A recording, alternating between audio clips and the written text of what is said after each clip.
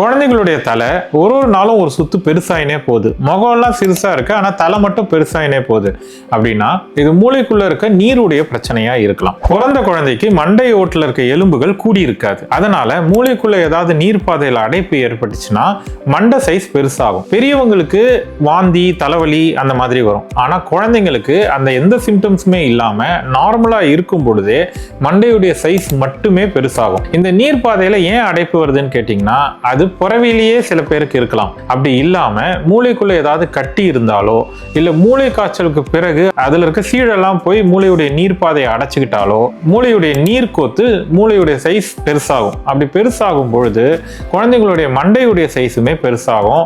நாளுக்கு நாள் இது பெருசாயிட்டே இருக்கும். இதை இமீடியட்டா பார்த்து உடனடியா ட்ரீட் பண்ணணும். அப்படி ட்ரீட் பண்ணலன்னா குழந்தையுடைய உயிருக்கே கூட ஆபத்து இருக்கு. ஸோ இதை பார்த்துட்டு குணப்படுத்தக்கூடிய காரணமாக இருந்துச்சுன்னா அந்த காரணத்துக்கு ட்ரீட்மெண்ட்டை உடனடியாக ஸ்டார்ட் பண்ணுவோம். அப்படி இல்லைன்னா மூளையிலேருந்து வயிற்றுல போய் இந்த நீர் வளரா மாதிரி தோலுக்கடியிலேயே ஒரு டியூப் போடுவோம். அதுக்கு தான் ஷண்ட் டியூப் அப்படின்னு பேர்.